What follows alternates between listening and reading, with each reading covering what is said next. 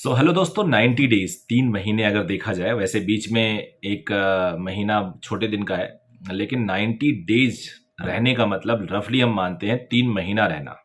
मेरा कैलकुलेशन है 45 दिन पे सिलेक्शन हो सकता है, तो उस हिसाब से 2 बार सिलेक्शन हो सकता है। इस वीडियो में मैं आज डिटेल बताने वाला हूं कि क्या मार्क्स कम आने पे प्रिपरेशन छोड़ दें क्योंकि सिलेक्शन मुश्किल लग रहा है, ऐसा लोग बोल रहे हैं और मेरा दिमाग अंदर से यही कह रहा है मुझसे कि तुम्हारा सिलेक्शन नहीं होगा। मेरे नंबर 200-300 आते हैं, 400 आते हैं और कितना भी कोशिश मैं कर लूँ 400 से ऊपर नहीं बढ़ रहे हैं, तो मेरा मन कह रहा है कि शायद सिलेक्शन नहीं होगा तो छोड़ दे। इस पर मैंने एक शॉर्ट्स भी बनाया था और वो कल शायद रिलीज़ हो गया था, एक बार देखिएगा। ये वीडियो जब दूंगा तो उससे पहले ही वो रिलीज़ हो जाएगा। अगर मुझे याद रहा तो उसका मैं लिंक दे दूंगा, नहीं तो मेरे चैनल पे शॉर्ट्स आप को क्लिक करना और वहाँ पे देख लेना। उसमें बड़ा यूजफुल शॉर्ट्स मैं दे रहा हूँ आजकल, छोटे छोटे वीडियोस, सिर्फ नीट पे बेस्ड, वैल्यू बेस्ड वीडियोस हैं। मैं खुद वैल्यू को फॉलो करता हूँ, वैल्यू सिस्टम जो है हमारा इंडियन वैल्यू सिस्टम, उसको फॉलो करता हूँ और ट्रेडिशनल टीचर हूँ। बच्चों को ट्रेडिशनली ग्रो करवाना चाहता हूँ। थोड़ा सा टेक सेवी तो हूँ, लेकिन बट टेक ओरिएंटेड बहुत नहीं हूँ। सो मेरा बिलीव है कि जो इंडियन ट्रेडिशन है वो बेटर है, बेस्ट है, उसका कोई सब्स्टिट्यूट नहीं है। चीज़ें ऐड ऑन करती हैं, लेकिन फिर भी वैल्यू सिस्टम पे ही हमें रहना चाहिए। अब आ जाते हैं कि मेरा मन कर रहा है कि शायद मेरा सिलेक्शन नहीं होगा। तो ये आप नहीं है, लाखों बच्चे ऐसे हैं।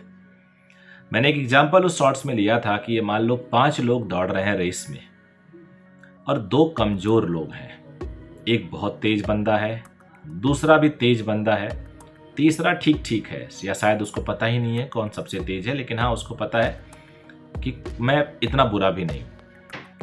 अब रेस शुरू होने से पहले ही 2 लोगों को लगा मेरा जीतना तो पॉसिबल नहीं है, क्योंकि वो रमेश, सिरोज, दिनेश ये लोग हैं, ये लोग हमसे तेज दौड़ते हैं। उन्होंने क्विट कर लिया कि क्या फायदा, दौड़ के भी बेइज्जती करानी है, तो वो रेस से बाहर हो गए।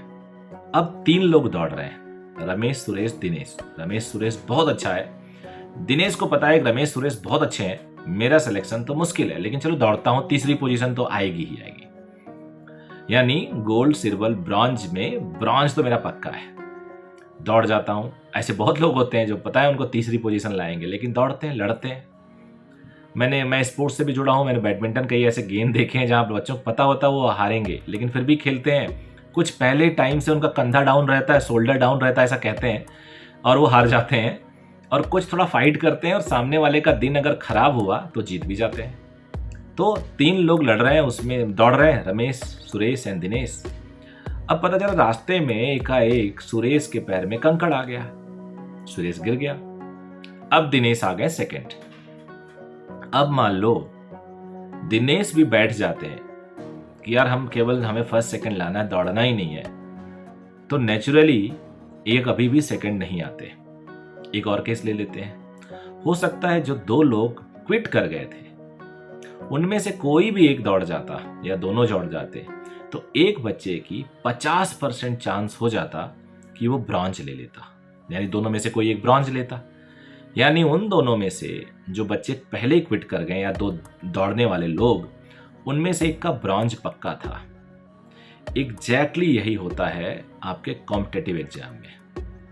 आप आखिरी तक, लास्ट मोमेंट तक फाइट करते हैं, बिल्कुल लगे रहते हैं, तो दुनिया की ताकतें भी ना, ऊपर जो ईश्वरीय ताकतें होती है भगवान के द्वारा, वो आपकी हेल्प करने लगती है। मैं आपको एक अपना स्टोरी बताता हूं कि मैं आखिरी मोमेंट पे जब जेई की प्रिपरेशन कर रहा था तो मैथ्स में स्कोर नहीं करता था।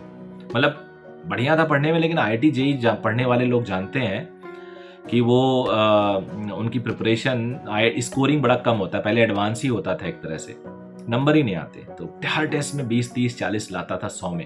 हालांकि सिलेक्शन हो जाते थे 30 में, बट रैंक नहीं आती थी। लेकिन मैं आखिरी टेस्ट तक लगा रहता था, देता रहता था। और मेन एग्जाम में मेरा मैथ्स बहुत अच्छा गया था, 60 नंबर स्कोर किया था 100 में मैंने, जो बहुत सफिशिएंट था। तो इस तरह से मैं आपको बताऊं कि अगर आप अपने प्रिपरेशन को बीच में छोड़ देंगे, सेकंड ऑप्शन के लिए सोचने लगेंगे, तो कभी भी आपका सिलेक्शन हो ही नहीं सकता। और अगर सिलेक्शन नहीं होगा ना, तो बड़ी सारी दिमाग में निगेटिविटी आएंगी, और जो निगेटिविटी है ना, आपको और किल कर देंगे। निगेटिविटी कहेंगे यार क्यों तैयारी कर रहे हो, दोबारा क्यों कर रहे हो, एक बार तो फेल हो चुके हो, पिछले साल तो बढ़िया कर रहे थे, कहाँ हुआ, क्या हुआ नहीं ना। फिर एक बार अगर कंपटीशन से हट गए, कोई दूसरा कोर्स ज्वाइन कर लिया, फिर आपको पता है ग्रेजुएशन के बाद फिर एक कंपटीशन होता है। ग्रेजुएशन के बाद के कंपटीशन में होता क्या है कि बच्चे फिर एक बार ट्राई करते हैं हायर सर्विसेज के लिए, जैसे कोई यूपीएससी के लिए ट्राई करना चाहता है, जैसे कोई सीडीएस के लिए ट्राई करना चाहता है, या एसएससी वगैरह के एग्ज़ाम के लिए ट्राई करना चाहते हैं, कोई भी एग्ज़ाम जो ग्रेजुएशन के बाद हो, तो आप, या गेट या नेट वगैरह के लिए, तो आप फिर डरोगे क्योंकि एक बार कंपटीशन में आप हार चुके हो और छोड़ चुके हो, मैदान छोड़ने वाले में से आप हो।